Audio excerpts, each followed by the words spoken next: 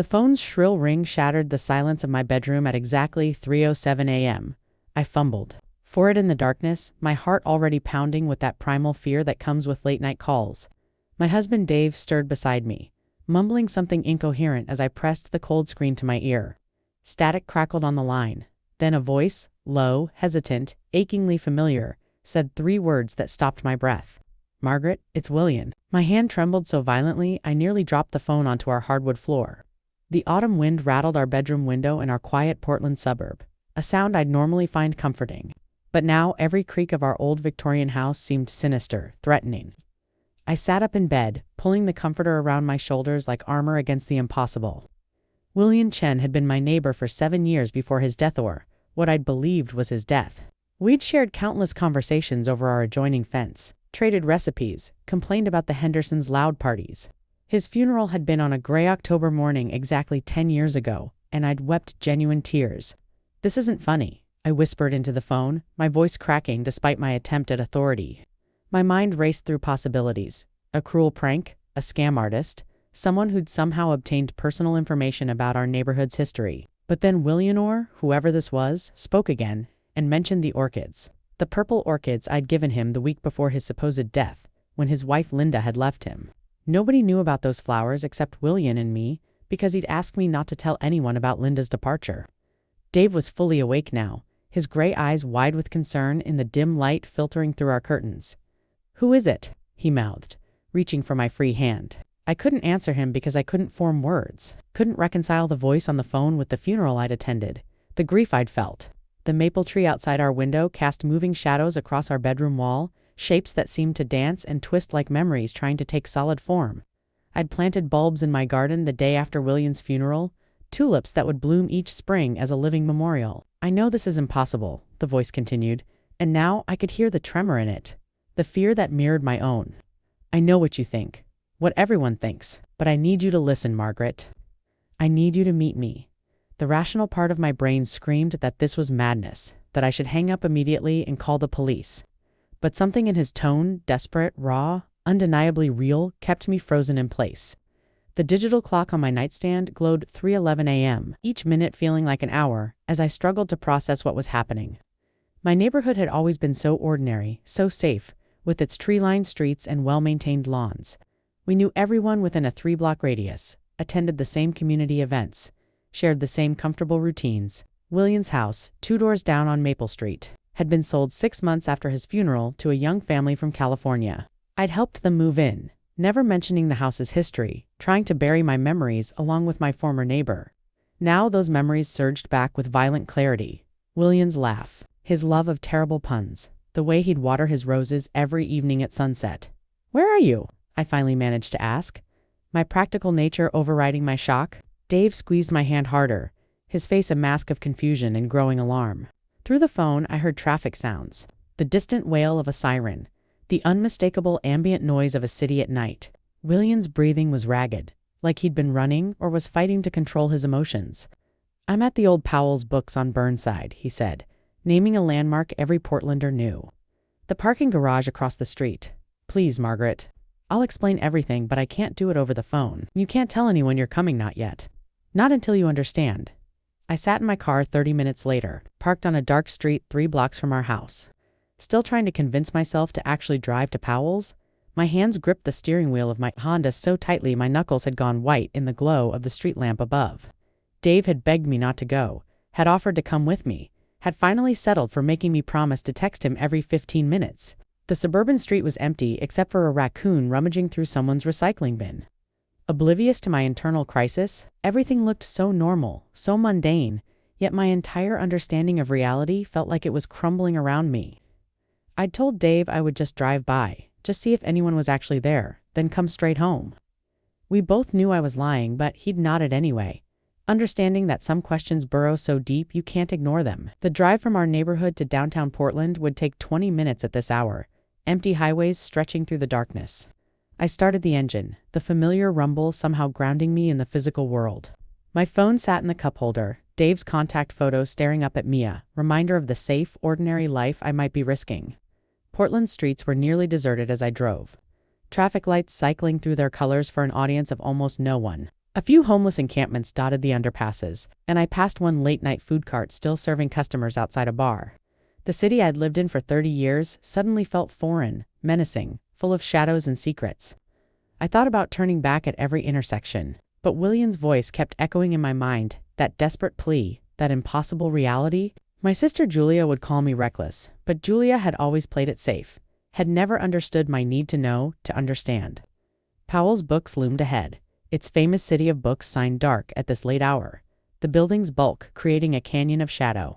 The parking garage across the street was a concrete monolith, dimly lit and forbidding. I pulled into the entrance, my headlights cutting through the gloom, and began the slow spiral up to the third level, where Willian had said to meet. Each level seemed more deserted than the last, my car's engine echoing off bare concrete walls. My phone buzzed out's first check-in text and I responded with a thumbs-up emoji, unable to form actual words. The third level was nearly empty except for 3 cars scattered across the vast space, sleeping vehicles with no indication of their owners. I parked near the center, leaving my engine running and my doors locked, scanning the shadows for any sign of movement. The fluorescent lights overhead flickered and buzzed, creating pools of sickly yellow illumination separated by areas of deep darkness. My breath came faster now, adrenaline and fear mixing into a cocktail that made my hands shake. I checked my phone. 4:03 a.m. The world existed in that strange liminal space between night and morning, when nothing feels quite real. Then I saw him emerging from behind a concrete pillar about 50 feet away, and my heart stopped. Even at this distance, even after 10 years, I recognized Willian Chen's distinctive walks, lightly uneven from an old knee injury. Shoulders hunched forward like he was perpetually leaning into a strong wind. He was thinner than I remembered, his dark hair now streaked with gray, but it was unmistakably him. He stopped at the edge of the light, raising one hand in a gesture that was half greeting, half surrender. My mind couldn't process it, couldn't reconcile this living, breathing man with the casket I'd seen lowered into the ground. I unlocked my door but didn't open it, my hand frozen on the handle as Willian took a few cautious steps closer. He wore a dark jacket and jeans, clothes that looked worn and slept in, and his face bore the lines of someone who'd carried immense weight for far too long. "Thank you for coming," he said, his voice carrying across the empty space between us. Still, that same voice I remembered, but rougher now, aged by whatever he'd endured. I finally managed to open the door and step out, though every instinct screamed at me to drive away. The concrete was cold beneath my sneakers, and somewhere in the distance I heard the rumble of an early morning delivery truck.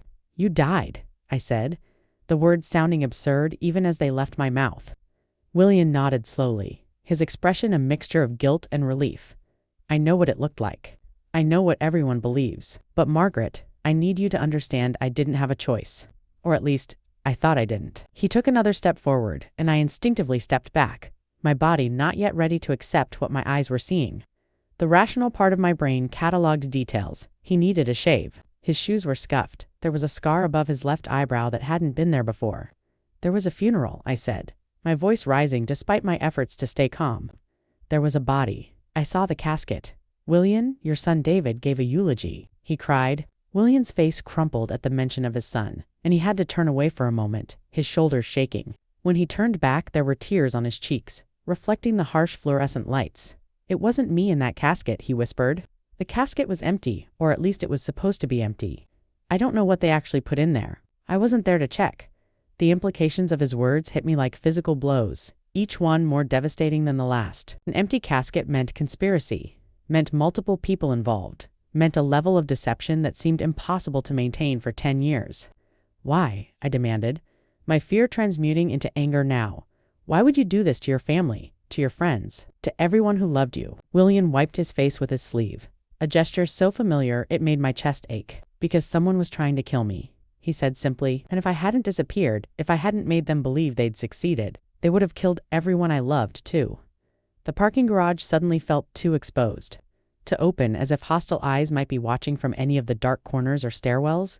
I glanced around nervously, my imagination populating the shadows with threats. "Who?" I asked, though I wasn't sure I wanted to know the answer. Willian shook his head, looking exhausted beyond measure. "That's complicated. And it starts back before I ever moved to Maple Street. Back when I was working for a pharmaceutical company that was doing things no company should ever do. I found out things I wasn't supposed to know, and I tried to do the right thing." He gestured toward a concrete bench near the elevator, a plea for me to sit and listen. My phone buzzed again, Dave's second check-in hand. I quickly texted him that I was okay, though I'd never felt less okay in my life. I sat, maintaining distance between us, and Willian sat too. His movements careful and deliberate, like someone perpetually prepared to run. I worked in quality control for Redmond Pharmaceuticals, he began, his voice taking on the flat quality of someone reciting a painful history. 10 years ago, I discovered they were falsifying drug trial data, pushing medications through approval that they knew had dangerous side effects. People were dying, Margaret. Children were dying. The full weight of what Willian was telling me settled over the parking garage like a suffocating blanket. I thought about the man I'd known, the quiet neighbor who'd seemed so ordinary, so unremarkable. You reported it? I asked, though I could already guess the answer from the haunted look in his eyes. He nodded, his jaw clenching. I went to the FDA first, provided them with documentation, everything I could copy without getting caught. Then I went to a journalist, a woman named Sarah Mitchell who worked for the Oregonian. She was excited, said it was the story of the decade. She died in a car accident 2 weeks later. The casual way he delivered that last sentence made it somehow more horrifying than if he'd been dramatic. A car accident that probably wasn't an accident at all. I got the message, Willian continued, staring at his hands. They knew I was the source, knew I'd talked. My house was broken into twice in 1 month, but nothing was stolen. They were sending a signal. I found a note in my car that said, "Your family is beautiful." 3 words, Margaret, but they meant everything. His voice cracked on the last word, and I saw the genuine terror that had driven him to such desperate measures. So you faked your death? I said, trying to understand the logistics, the sheer audacity of it. Willian nodded again. I had help from someone who owed me a favor. Someone with connections I can't talk about. We staged a car accident on Highway 26, made it look bad enough that a closed casket funeral would be expected. My brother helped. He knew some of the truth, not all of it. He's the only family member who knows I'm alive. The thought of his brother keeping such a massive secret, watching David grieve for his father, made my stomach turn. The complexity of the deception was staggering. And you've been hiding for 10 years? I asked, trying to imagine that kind of isolation, that kind of loss. Willian's laugh was bitter, devoid of humor. Hiding, moving, surviving. I've been in 6 different cities, worked a dozen different jobs under different names. I learned to look over my shoulder so constantly it became second nature. I watched from afar as my son graduated college, got married, had kids. I have 2 grandchildren I've never held. The anguish in his voice was raw and real, and despite everything, I felt a surge of sympathy for this man who'd sacrificed everything to keep his family safe. Why contact me now? I asked, the question that had been burning in my mind since the phone rang at 3 a.m. Why risk it after all this time? Willian stood and walked to the edge of the parking level. Looking out over the sleeping city, the first hints of dawn beginning to lighten the eastern sky. Because they found me again, he said quietly. 3 days ago, I saw the same man who came to my house 10 years ago, who left that note about my family. He was in Seattle, where I've been living, and he looked right at me in a grocery store. He smiled, Margaret. He wanted me to know he'd found me. The implications cascaded through my mind like dominoes falling. If they'd found him again, if they knew he was alive, then the carefully constructed fiction of his death meant nothing anymore. I need help, Willian continued, turning back to face me. I need to expose what Redmond Pharmaceuticals did, what they're probably still doing. But I can't do it alone, and I can't involve my family, not yet. Not until I know they'll be safe. He fixed me with a desperate stare. I need someone who knows me, who can verify who I am and what happened. I need you to help me bring the truth to light. Part 5. I drove home as dawn broke over Portland, my mind reeling from everything Willian had told me. We'd talked for another hour in that parking garage, him filling in details that painted a picture of corporate greed so massive and callous it seemed like something from a thriller novel. He'd given me a burner phone before we parted, a cheap flip phone that felt archaic in my hand, with a single number programmed into it. Only call me from this, he'd instructed. Your regular phone might be monitored if they figure out I contacted you. The paranoia felt both absurd and terrifyingly justified. Dave was waiting in the kitchen when I got home, coffee already brewed, his face drawn with worry and lack of sleep. Well, he asked as I sank into a chair at our breakfast table, the same table where Willian and Linda had eaten dinner with us countless times before. I told him everything, watching his expressions shift from disbelief to horror to a kind of grim acceptance. This is crazy, he finally said. But he didn't say I was crazy, didn't suggest I'd imagined it. That's why I'd married him 30 years ago. He'd always believed me, always trusted my judgment even when the situation seemed impossible. "What are you going to do?" Dave asked, refilling my coffee cup with the automatic care of long-married routine. I stared into the dark liquid, seeing my reflection distorted and fragmented. "I don't know yet," I admitted. "But I believe him, Dave." I saw his face, heard his voice. That man has been living in hell for 10 years to protect his family. I can't just walk away from that. Dave reached across the table and took my hand, his grip warm and solid and real. "Then we'll figure it out together," he said simply. "But we're going to be smart about it. No heroics, no unnecessary risks." The next few days passed in a surreal blur as I tried to maintain my normal routine while carrying this enormous secret. I went to my part-time job at the library, smiled at patrons' recommended books, all while feeling like I was playing a role in a play. At night, I researched Redmond Pharmaceuticals on my laptop, diving deep into their history, their products, their executives. The company was massive, with tentacles reaching into healthcare systems across the country. Finding evidence of wrongdoing that was a decade old would be nearly impossible, especially for an amateur investigator like me. On the third day after our meeting, the burner phone buzzed with a text. "Check your email, personal account." Subject line: "The recipe." My hands shook as I opened my laptop, navigating to my Gmail account that I rarely used anymore. There it was, an email from an address I didn't recognize, sent through what looked like an encrypted service. Inside was a link to a cloud storage drive and a password. "These are copies of everything I saved." Willian's message continued on the burner phone. "Drug trial data, internal memos, emails between executives, everything that proves what they did. But we need a journalist who will take this seriously and who has the resources to protect themselves." I clicked through the files with growing horror, my librarian's mind cataloging the evidence even as my heart broke at what I was reading. Falsified safety reports, buried studies showing serious side effects, communications that made it clear executives knew they were putting profits over human lives.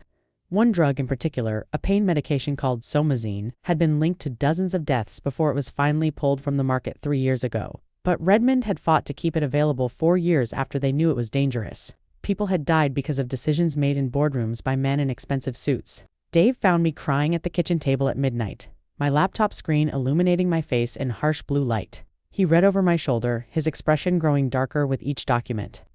"This is evil," he said finally, the word hanging in the air between us. "This is actual, real evil." He was right, and it made Willian's decade of exile suddenly make terrible, perfect sense. These people had killed to protect their secrets before. They wouldn't hesitate to do it again. And now I was part of it, a keeper of knowledge that made me dangerous. Finding the right journalist proved harder than I'd anticipated. My first instinct was to contact someone at the Oregonian, but Willian had warned against that. Sarah Mitchell had worked there, and her death might have made the paper wary of the story. Instead, I reached out to a former colleague from my library days, a woman named Patricia who now worked at Oregon Public Broadcasting. We met for coffee at a busy Starbucks in the Pearl District, surrounded by the comfortable noise of other people's conversations. "I need to tell you something that's going to sound impossible," I said, and proceeded to carefully outline what I knew. Patricia listened without interrupting, her journalist's poker face revealing nothing of her thoughts. She was in her early 40s, sharp-eyed and whip-smart, with a reputation for thorough investigative work. When I finished, she sat back in her chair and studied me for a long moment. "You understand what you're asking?" she finally said. "If this is Reland, that's a big if you're talking about taking on a pharmaceutical giant with unlimited resources and a history of making problems disappear. This isn't some local corruption story. This is dangerous." Her words echoed Willian's warnings, but I also heard something else in her tone: interest. "I need you to meet him," I said, sliding a piece of paper across the table with a date, time, and location at public park. "Daylight, witnesses everywhere. Hear him out. Look at the evidence. If you think it's not credible, we'll walk away." Patricia took the paper, folded it, and tucked it into her purse. "I'll come," she said, "but I'm bringing my editor and we're going to need to verify everything before we touch this. If it's real, we'll need legal counsel. We'll need to coordinate with authorities. And we'll need protection for all of you.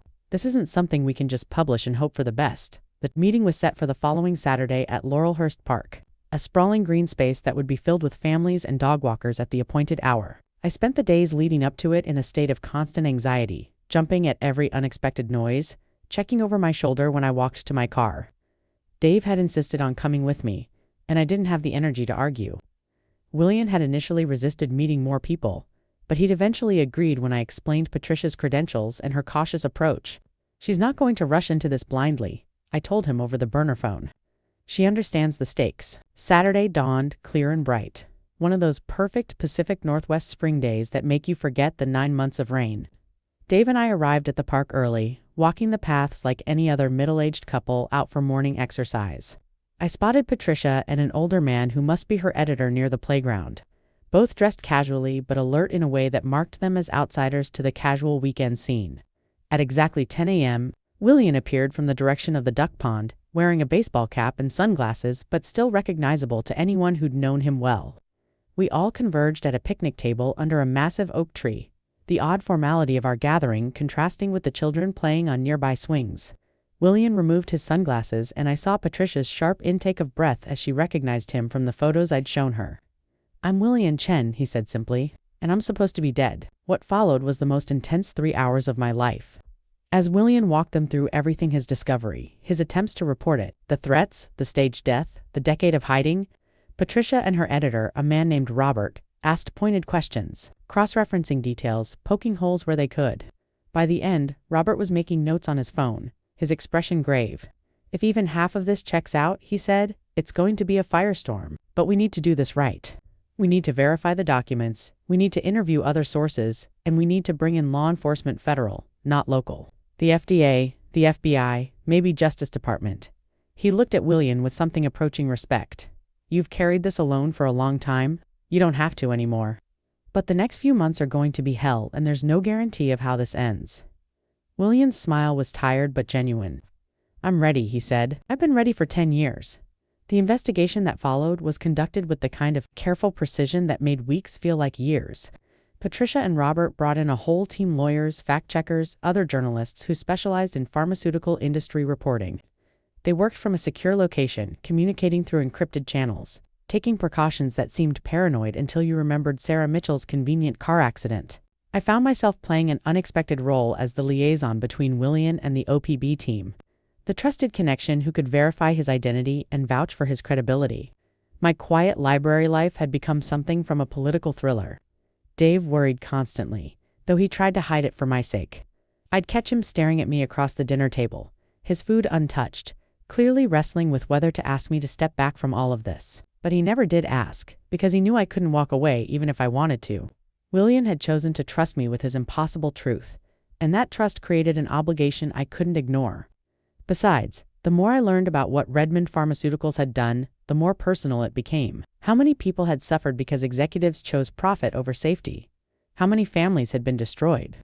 3 weeks into the investigation, Patricia called me from a blocked number, her voice tight with excitement. "We found corroboration," she said. "A former Redmond employee who worked in their clinical trials division during the same period, Willian, was there. She's willing to go on record, confirms the culture of data manipulation, has her own documentation. Margaret, this is really happening." I felt a surge of vindication mixed with terror. The story was gaining momentum. If more people were getting involved, then the danger was escalating too. Redmond would have to know something was coming, would be preparing their defense. Willian had moved into a safe house arranged by OPB's lawyers, a nondescript apartment in Beaverton where he could stay off the grid while the investigation proceeded. I visited him there once, bringing him groceries and news about the story's progress. He looked better than he had in the parking garage cleaner, more rested but also more anxious. "I keep thinking about David," he said, referring to his son. "When this goes public, he's going to find out I've been alive this whole time. He's going to know I let him believe I was dead. How do I come back from that?" I had no good answer for him, could only offer the inadequate comfort that truth was better than lies, even when truth was painful. The story was scheduled to run in mid-June, a coordinated release across OPB's platforms along with several national news outlets who'd been brought into the partnership. The final week before publication was chaos: last-minute fact-checking, legal reviews, attempts by Redmond's lawyers to stop the story through threats of litigation. I barely slept. My dreams when they came were anxious jumbles of courtrooms and empty caskets and phone calls in the middle of the night. Dave made me promise that once the story broke we'd take a vacation, go somewhere far away from all of this. I promised, though we both knew it was a promise I might not be able to keep. 2 days before publication, my regular phone rang at 11 p.m. late. But not the terrifying middle-of-night hour of Willian's original call. The number was blocked, and when I answered, a woman's voice I didn't recognize said, "Mrs. Morrison. My name is Jennifer Kale. I'm the Vice President of Public Relations for Redmond Pharmaceuticals." I'd like to speak with you about some very serious accusations that are about to be made public. My blood went cold, but I kept my voice steady. I don't know what you're talking about, I said, though we both knew it was a lie. Mrs. Morrison, we know you've been in contact with Willian Chen, Jennifer continued, her tone professional but with an underlying threat. We know you've been speaking with journalists at OPB. What you may not know is that Mr. Chen is not a reliable source. He had significant mental health issues during his time at our company, and his departure was related to those issues, not any alleged wrongdoing on our part. I'm calling as a courtesy to let you know that if you continue to participate in this, you may find yourself named in a defamation lawsuit. I'd hate to see you lose your home over someone else's delusions. She delivered the threat with such polite menace that it took my breath away. I hung up on Jennifer Kale without responding and immediately called Patricia on the secure line we'd been using. They know, I said, my voice shaking despite my efforts to stay calm. They called me, threatened me with a lawsuit, tried to claim Willian was mentally ill. Patricia's response was swift and professional. That's textbook intimidation, and it actually helps our case. Document everything, the exact time of the call, what was said, how you felt. We're going to include this in the story. They're showing their hand, Margaret, which means they're scared. Scared people make mistakes. Dave found me sitting at our kitchen table at midnight, staring at my phone like it might bite me. He'd overheard enough of my conversation with Patricia to understand what had happened. Without a word, he sat beside me and pulled me into a hug, his solid presence grounding me when everything else felt like it was spinning out of control. You don't have to keep doing this, he whispered into my hair. Nobody would blame you for stepping back now. But even as he said it, we both knew I was too far in to turn back. Willian had trusted me, and I wouldn't betray that trust because of a threatening phone call. The next day, Patricia arrived at my house with a security consultant, a former police detective named Marcus who'd been brought in by OPB to assess threats to people involved in the investigation. He was a broad-shouldered black man in his 50s with kind eyes and a no-nonsense demeanor. I'm not going to sugarcoat this, Marcus said after I'd walked him through everything. Redmond is going to come at you hard, especially once the story drops. Legal threats, possible private investigators, attempts to dig up dirt on your past, but physical threats are unlikelier to visible now, and they know we're watching. Still, I want you to take some basic precautions. Marcus spent 2 hours teaching me what he called situational awareness, how to notice if I was being followed, how to vary my routines, how to secure my home against intrusion. It felt paranoid and necessary in equal measure. Dave listened intently, asking practical questions about alarm systems and camera placement. By the time Marcus left, we'd decided to install a Ring doorbell and motion sensor lights, simple measures that made me feel slightly more secure. That night, I lay awake listening to every creak of our old house, my imagination turning normal sounds into threats. Publication day arrived with the kind of crystalline clarity that made everything feel hyperreal. The story went live at 6 a.m. across all of OPB's platforms, radio, website, social media. By 7 a.m., it was trending on Twitter. By 8 a.m., national news outlets were picking it up. I watched it unfold from my living room. My laptop opened to the story's webpage, my phone buzzing constantly with messages from friends who'd seen my name in the article. Patricia had included me as a source, crediting me as a former neighbor who helped verify Chun's identity and motivations. 12 words that had changed my life. The story was devastating in its detail. Patricia and her team had done incredible work, corroborating Willian's accusations with internal documents, testimony from other former employees, and analysis from independent pharmaceutical experts. The article traced how Redmond had known about somazine's deadly side effects for years before the drug was finally pulled from the market, how they'd buried studies and manipulated data, how they'd specifically targeted vulnerable patient populations who were less likely to report problems. The human cost was staggering, at least 200 confirmed deaths linked to the drug, possibly thousands more that couldn't be definitively proven. But the most explosive part of the story wasn't about the drug, it was about the cover-up. Patricia had uncovered evidence that Redmond had hired a private security firm with ties to intelligence agencies to manage whistleblowers. The article stopped short of directly accusing them of Sarah Mitchell's death, but the implication was clear. And there, in the middle of this journalistic bombshell, was Willian's story. The man who'd died to save his family, who'd lived in exile for a decade, who was finally ready to testify about what he knew. The article included a recent photo of him, aged and worn but unmistakably alive. The media firestorm that followed was unlike anything I'd ever witnessed. By noon on publication day, Redmond's stock had dropped 15%. By evening, the FBI had announced they were opening an investigation. By the next morning, 2 senators were calling for congressional hearings. I gave 3 interviews that first day, one to a local TV station, one to NPR, and one to a national newspaper. Always careful to stick to the facts, to not speculate beyond what I personally knew. Patricia had coached me on how to handle the attention, but nothing could have prepared me for seeing my face on television, for hearing strangers discuss my role in uncovering the scandal. The backlash from Redmond was swift and vicious. They held a press conference where their CEO, a silver-haired man named Thomas Blackwell, categorically denied all allegations and announced they were suing OPB, Willian, and all associated parties for defamation. Their lawyers issued a statement claiming, "I was a troubled individual with a history of attention-seeking behavior, a complete fabrication that nonetheless got reported by some outlets. My phone rang constantly with reporters wanting comment, with former acquaintances suddenly interested in my life, with a few disturbing calls from people who believed Redmond's version of events and thought I was part of a conspiracy." Dave finally unplugged our landline and we both turned off our cell phones for a few hours, just to have some peace. We sat in our backyard garden, the spring flowers blooming obliviously while our world burned, and tried to remember what normal felt like. "I'm proud of you," Dave said quietly. "I know this is hell, but you did the right thing. You helped expose something evil. That matters." His words helped, but I still felt overwhelmed. Caught in a machine of media and legal proceedings that I didn't fully understand and couldn't control. Willian's reunion with his family was kept private at his request, but Patricia told me some details later. David, his son, had been devastated and furious in equal measure. The betrayal of his father's decade-long deception warring with relief that he was alive. They'd met at the safe house with a therapist present, and according to Patricia, there had been tears, shouting, and eventually a tentative embrace. "It's going to take time," Willian had told me when I called to check on him. David said he doesn't know if he can forgive me, but at least now he knows the truth.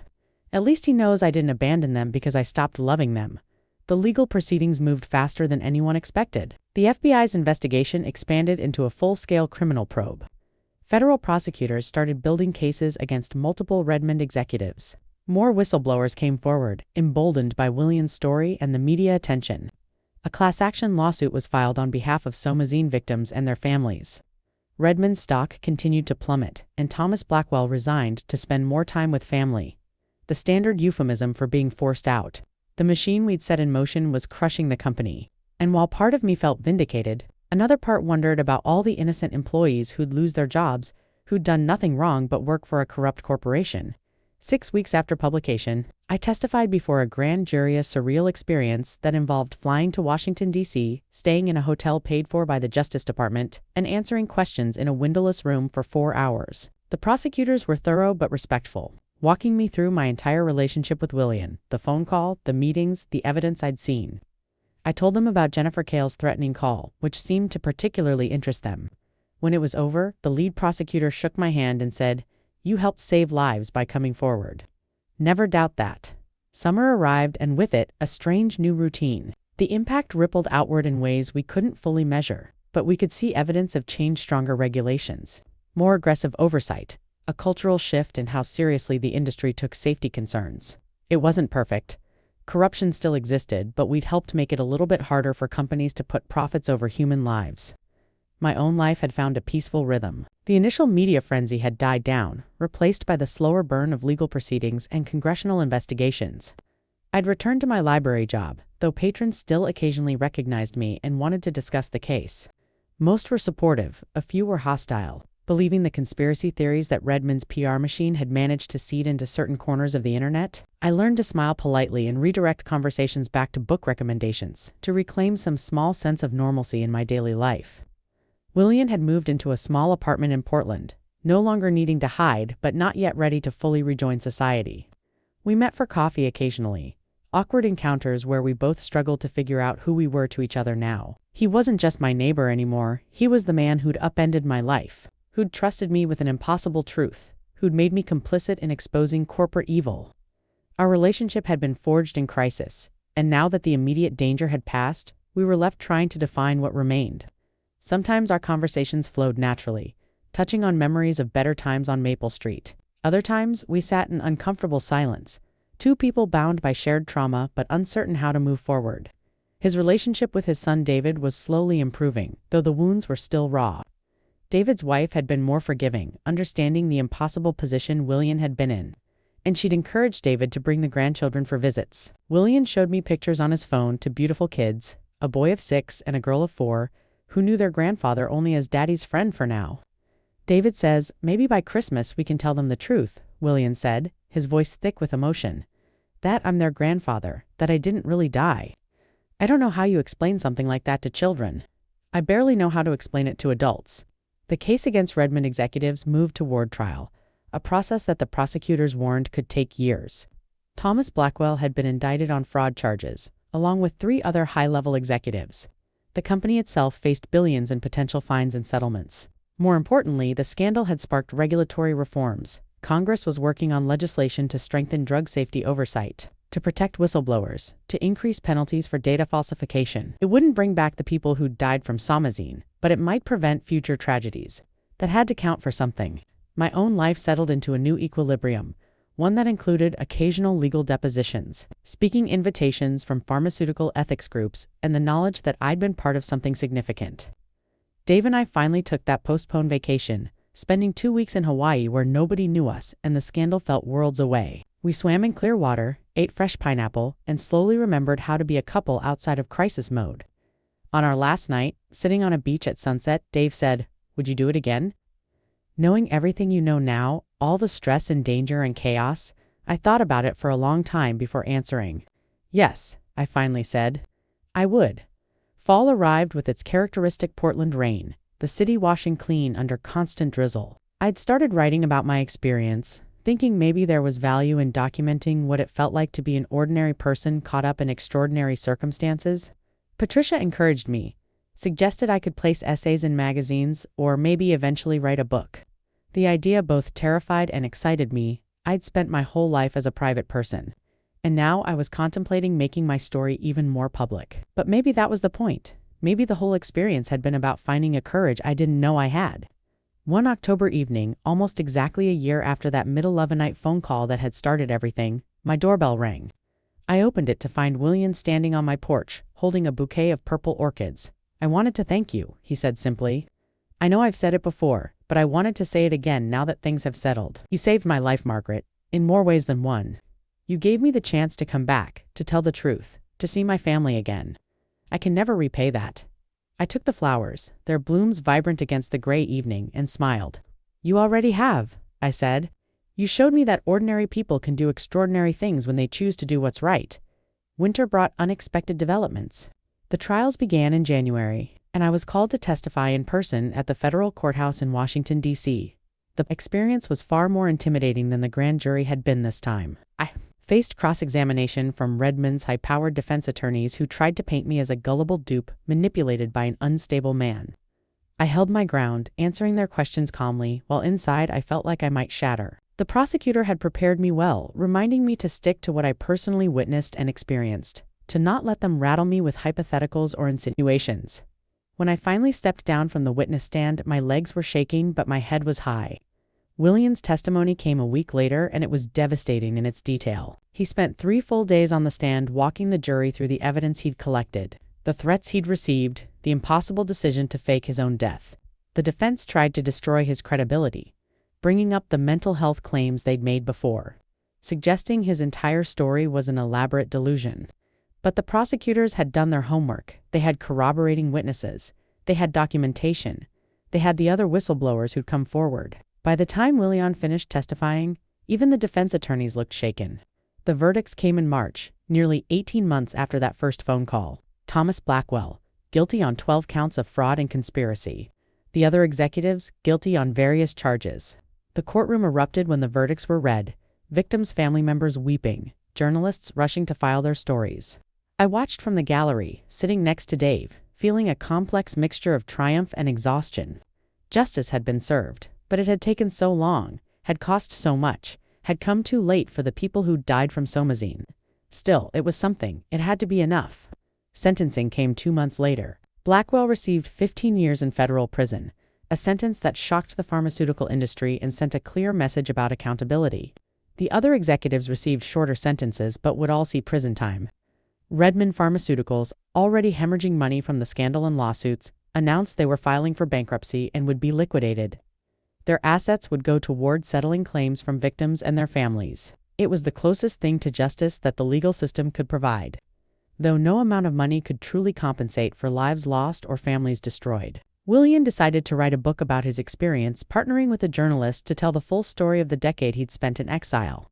He asked me to write a foreword, and I agreed after some hesitation. "You were the bridge," he explained when we met to discuss the project. "You were the person who made it possible for me to come back, to tell the truth. Your part of the story matters as much as mine." I wasn't sure I agreed, but I wrote the foreword anyway, trying to capture what it had felt like to answer that middle-of-the-night phone call, to choose courage over caution, to help expose a truth that powerful people had tried to bury. The book was published in June, almost 2 years after the original OPB story broke. It became an immediate bestseller, climbing the New York Times list and sparking renewed interest in pharmaceutical industry reform. Willian did a book tour, appearing on news programs and at bookstores, finally able to tell his story in his own words. I joined him for a few events in Portland, sitting on panels to discuss whistleblowing and corporate accountability. It was strange being treated as an expert on something I'd stumbled into by accident, but I tried to use the platform responsibly to encourage others to speak up when they witnessed wrongdoing. That summer, David Chun Willian's son reached out to me directly for the first time. We met at a coffee shop in Southeast Portland, and I was struck by how much he resembled his father, the same intense eyes and slight build. "I wanted to thank you," he said after we'd ordered our drinks, "and I wanted to apologize for not reaching out sooner. I've been angry at my dad, at the situation, at everyone involved. But my therapist helped me understand that you were just trying to help. You didn't create this mess. You helped fix it." His gratitude meant more to me than I'd expected, a kind of closure I hadn't realized I needed. We talked for 2 hours, David sharing stories about growing up with Willian as a father, about the devastation of his supposed death, about the complicated process of rebuilding their relationship now. "It's like learning who he is all over again," David said. "The dad I knew was fun and silly and always available. This man who came back, he's harder, more cautious, damaged by what he went through. I'm trying to love both versions of him, trying to understand that they're the same person. It's not easy." I told him that nothing about this situation was easy, but that his father's love for him had never wavered, even during the exile. My friendship with Willian evolved into something deeper and more meaningful as the crisis atmosphere faded and we could simply be people again. We fell into a routine of weekly dinners, sometimes just the two of us, sometimes including Dave and occasionally David's family. We talked about everything except the scandal books, movies, politics, the everyday minutiae of life that had seemed so unimportant during the investigation. It was healing for both of us, I think, to reclaim some sense of normalcy, to remember that we were more than just the roles we'd played in exposing Redmond's crimes. The 3rd anniversary of that middle-of-the-night phone call arrived in October, and by then, the story had receded from headlines into history.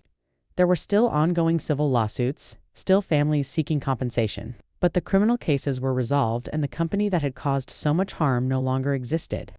Willian had used some of his book proceeds to establish a foundation supporting pharmaceutical whistleblowers, providing them with legal resources and financial assistance. "I don't want anyone else to have to do what I did," he told me. "I don't want anyone else to have to choose between their family and the truth." I'd started teaching a class at Portland Community College on research ethics, using the Redmond scandal as a case study. My students were mostly pre-med and pharmacy majors, young people who would soon enter the healthcare industry. I tried to impress upon them the importance of integrity, the courage it takes to speak up, the lives that depend on their willingness to do the right thing, even when it's costly. Some of them seemed to really hear me, their faces reflecting understanding and determination. Others seemed skeptical that such corruption could really happen. I hoped they'd never have to learn the hard way that it could.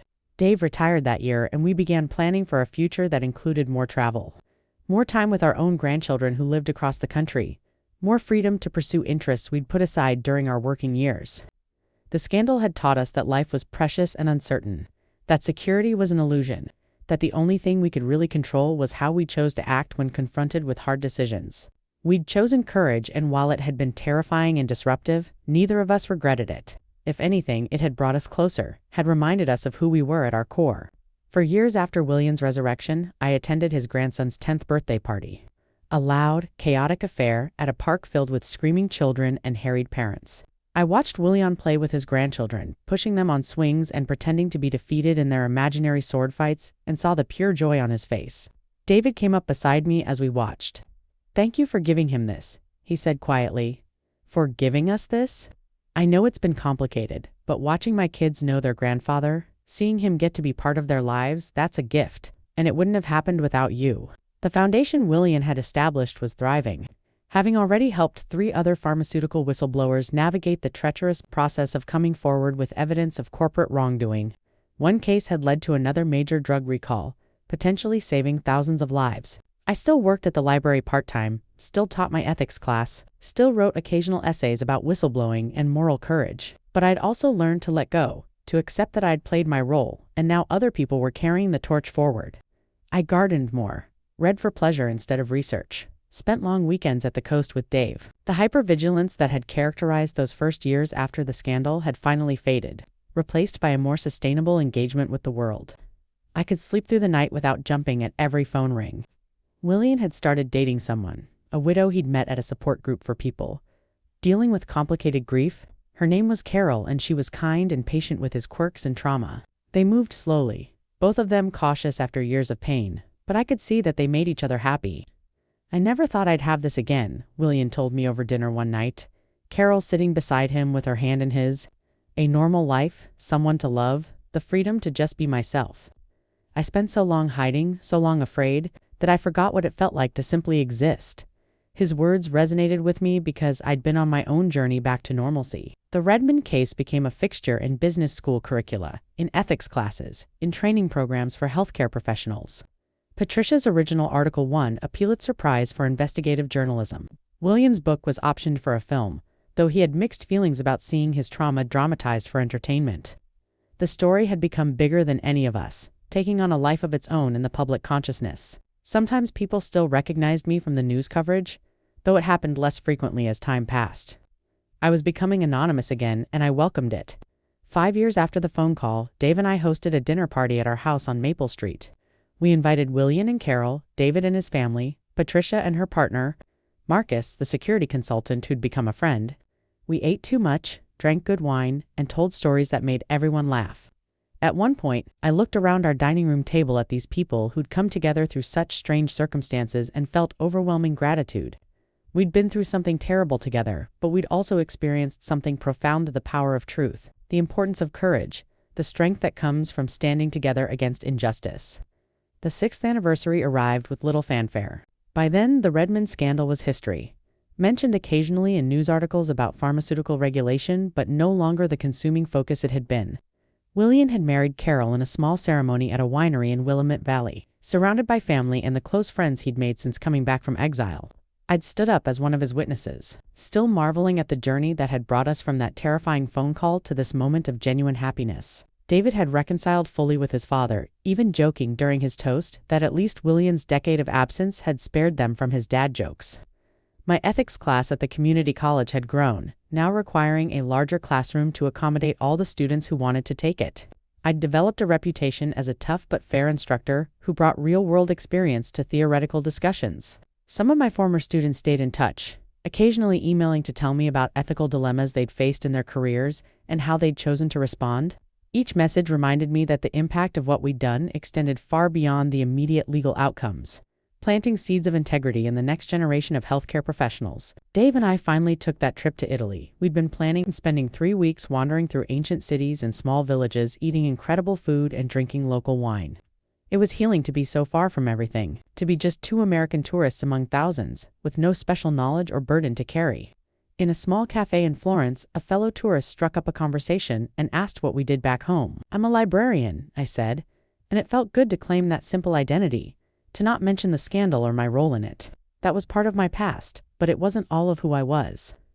Willian's foundation had grown beyond his initial vision, now employing a small staff and working with whistleblowers across multiple industries, not just pharmaceuticals. They'd helped expose fraud in medical device manufacturing, accounting irregularities at hospitals, and numerous other cases of institutional wrongdoing.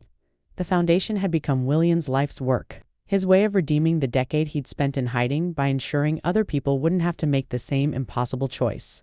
"Sometimes I think about the life I could have had if I'd just kept quiet," he told me once. "But then I think about all the people who would have died, all the suffering that would have continued. I made the right choice, even if it cost me everything." The last of the civil lawsuits from the Redmond case were finally settled 7 years after the initial story broke. The victims' families received compensation that could never truly make them whole, but at least acknowledged their loss and held the responsible parties accountable. Some of the families had become activists, advocating for stronger patient safety laws and better drug approval processes. I'd met several of them over the years at various events, had heard their stories of loss and resilience, had been humbled by their strength. They were the real heroes of this story, the ones who'd suffered most directly from corporate greed and had chosen to fight back. My own perspective on what had happened continued to evolve with time and distance. In the immediate aftermath, I'd seen things in stark terms: good versus evil, courage versus cowardice, truth versus lies. But as years passed, I came to appreciate the complexity and nuance of it all. Yes, Redmond's executives had done terrible things, but they were also humans who'd made bad choices, who'd rationalized and justified and convinced themselves that the ends justified the means. Yes, Willian had been brave to come forward, but he'd also caused real pain to his family through his deception, pain that couldn't be entirely erased by his good intentions. The world was more complicated than simple narratives allowed. 10 years after that fateful phone call at 3 a.m., I stood in front of a university auditorium giving a keynote speech about ethical courage and whistleblowing. The audience was filled with pre-med students, aspiring nurses, pharmacy candidates, the future of healthcare. I told them Willian's story and my own, tried to convey what it felt like to face that kind of moral choice, emphasized the importance of having the courage to do what's right even when it's terrifying. You will all face moments in your careers where you have to choose, I said. Choose truth, choose integrity, choose the hard right over the easy wrong. After the speech, students lined up to ask questions and share their own stories of ethical dilemmas. One young woman told me her mother had died from a medication that was later recalled, and she'd gone into pharmacy specifically to prevent that from happening to other families. A young man said he'd almost given up on medical school because he was afraid of the moral compromises he'd have to make. But hearing about Willian's courage had renewed his commitment. These conversations reminded me why the whole painful experience had been worth it, not just for the immediate impact of exposing Redmond's crimes, but for the broader cultural shift it had helped create. Willian and Carol had moved to a small farm outside Portland, where they kept chickens and grew vegetables and generally enjoyed a peaceful retirement. Willian still ran his foundation, but he'd handed over day-to-day operations to a younger director, content to serve in an advisory role. His relationship with David was strong, and his grandchildren adored him, having no memory of a time when Grandpa Willian wasn't part of their lives. The scars from his decade of exile would never fully fade, but they'd healed enough that he could live without constant pain. Sometimes that's the best we can hope for it, not perfect healing, but enough to move forward. Dave and I celebrated our 35th wedding anniversary that year, a milestone that felt significant after everything we'd been through together. We renewed our vows in a simple ceremony at our church, surrounded by family and friends, including Willian and Carol. In my vows, I thanked Dave for standing beside me during the darkest, most uncertain times, for never asking me to be less than I was, for supporting my choice to get involved even when it scared him. His presence in my life had been the foundation that made everything else possible. I couldn't have been brave without knowing he was there to catch me if I fell. The pharmaceutical industry had changed in tangible ways since the Redmond scandal. Whistleblower protections were stronger, penalties for data falsification were more severe, and oversight mechanisms were more robust. It wasn't a perfect system. Corruption still existed. Companies still sometimes prioritized profits over safety, but it was better. And every improvement, every life saved by stronger regulations, was a testament to what Willian had sacrificed and what all of us had risked to bring the truth to light. Change was possible, even against powerful opposition, when ordinary people found the courage to act. On the 10th anniversary of the phone call, Willian came over for dinner, just the three of us. We didn't make a big deal of the date, didn't dwell on everything that had happened since. Instead, we ate good food, shared easy conversation, and enjoyed the comfortable companionship of old friends. As the evening wound down and Willian prepared to leave, he hugged me at the door. "Thank you for answering the phone that night," he said quietly. "Thank you for believing me when believing seemed impossible. You changed my life." I hugged him back, blinking away tears. "You changed mine too," I replied. And it was true. That single phone call had transformed me from a quiet librarian living an unremarkable life into someone who'd helped expose corporate evil and fight for justice. I wouldn't trade that transformation for anything.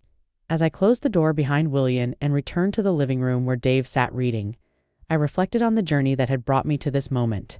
Life had returned to a peaceful routine, but I carried the knowledge of what I was capable of when circumstances demanded it.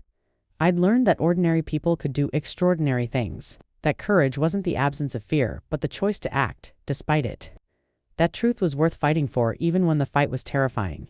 The phone might ring at 3 a.m. again someday with another impossible situation, another person needing help with something that seemed beyond my abilities. And if it did, I knew now that I would answer. Because that's what we do when we're called to be better than we thought we could be. We answer. And we try.